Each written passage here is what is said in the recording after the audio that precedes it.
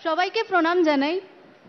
এখানে উপস্থিত আছে আমাদের রাজ্যের প্রেসিডেন্ট সুব্রত বক্সী, ওনাকে আমি প্রণাম জানাই। প্রণাম জানাই আমাদের মুখ্যমন্ত্রী, আমাদের অগ্নিকন্যাকে আমি প্রণাম জানাই। প্রণাম জানাই অভিষেক দাদাকে আমি প্রণাম জানাই।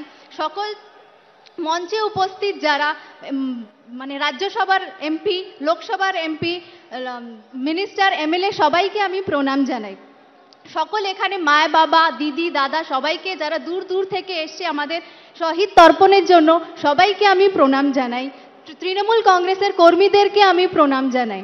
শুধু আমি আজ মমতা বন্দ্যোপাধ্যায়কে আমি ধন্যবাদ জানাবো কি আমাকে সুযোগ দিয়েছে কি বাগদার জন্য লড়াই করবার জন্য, বাগদার উন্নয়নের জন্য আমাদের লড়বার জন্য আমাদের ক্ষমতা দিয়েছে। সেই ক্ষমতাটা কখনোই সফল হতো না যখন বাগদার মানুষরা, মায় বাবারা আমাদের পাশে যেন না দাঁড়াতো। আমি আবার বলছি, আমি কখনো যখন এমএলএ হয়ে আমি আসিনি, আপনাদের ঘরের মেয়ে হয়ে আমি এসছি। আপনাদের সুযোগ দিয়েছেন কি আপনাদের পাশে হয়ে দাঁড়িয়েছি। আপনাদের জন্য বিধানসভায় আমি যেন মুখ তুলে মানে কথা বলতে পারি, সেই সুযোগটা আপনারা দিয়েছেন, সেজন্য আমার ধন্যবাদ। এত ভালোবাসা, এত আশীর্বাদ আপনারা দিয়েছেন, এর থেকে বড় পাওনা আমার জীবনে কিছু নয়। এখন আপনাদের ভালোবাসা ফিরিয়ে দেওয়ার বাড়ি এবার আমার, আপনাদের পাশে দাঁড়ানোর দায়িত্ব আমার। আপনাদের ঘরের মেয়ে আপনাদের জন্য করবেন। আজ আমরা 1993 সালে 21শে July no identity card, no voter card, no ভোটের জন্য লড়াই আমাদের মুখ্যমন্ত্রী জননেত্রী তখন পশ্চিমবাংলার ইউথ কংগ্রেসের প্রেসিডেন্ট ছিলেন। তখন আমাদের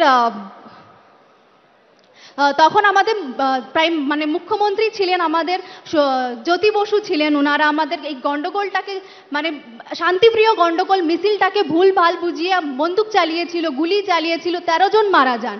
সেই 21শে জুলাই 1993 থেকে আজ পর্যন্ত আমরা এই দিনটাকে 21শে জুলাইকে শহীদ দিবস হিসাবে পালন করব। আগামীতেও আপনাদের আশীর্বাদে, আপনাদের হাতে হাত মিলিয়ে, কাঁধে কাঁধ মিলিয়ে আমরা এগিয়ে যাব, এই শহীদ দিবস পালন করব।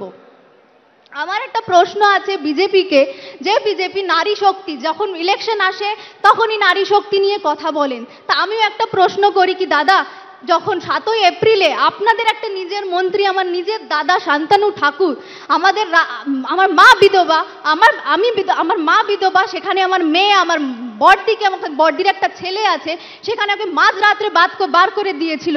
সে সবার উত্তর তো আপনারা দিলেন না, তার তো কোনো বিচার নেই। কেন? তাহলে নারী শক্তি খালি কি ভোটের জন্যই? ভোটের আগে ভোট চাইবে শুধু নারী শক্তির কথা? কেন এত কেন হবে কি আপনারা কি ফলস দিয়ে মানুষকে, আর মনে বাংলারা অতিরিক্ত এখন বুঝে গেছে কি বিজেপি দ্বারা কিচ্ছু হবে না। এখন যা আছে আমাদের তৃণমূল কংগ্রেস, আমাদের সাথে আমরা তৃণমূল কংগ্রেসের কাছে আছি। ওনারা বিজেপি কি ক্ষমতা আছে? বিজেপির কোনো ক্ষমতা নেই। ওরা তো ক্ষমতাই নেই কি মমতা ব্যানার্জির সাথে লড়াই করবার কোনো ক্ষমতা নেই। আরে আমরা আছি, টিএমসি সৈনিকরা আছে, আমাদের সাথে আসে লড়াই করুন।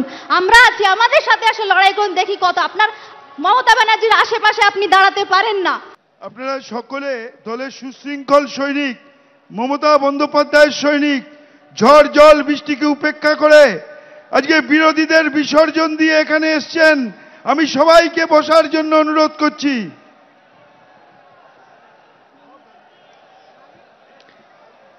শুধু একটা কথা বলে আমি শেষ করতে চাই আমার বক্তৃতা।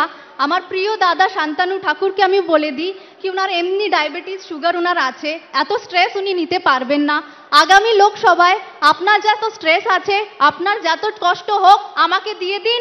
আপনার জন্য আপনার বোন পুরো বাংলা ঘুরবে, আপনার আর কষ্ট করতে হবে না। আপনি ঘরে বসে থাকুন, আপনার জন্য আপনার বোন কষ্ট করবে, আপনার আর কষ্ট করতে হবে না। এই কথা বলে আমি বক্তব্য শেষ করলাম। তৃণমূল কংগ্রেস জিন্দাবাদ, মমতা ব্যানার্জি জিন্দাবাদ, অভিষেক ব্যানার্জি জিন্দাবাদ। একবার সবাই মিলে বলি জয় বাংলা।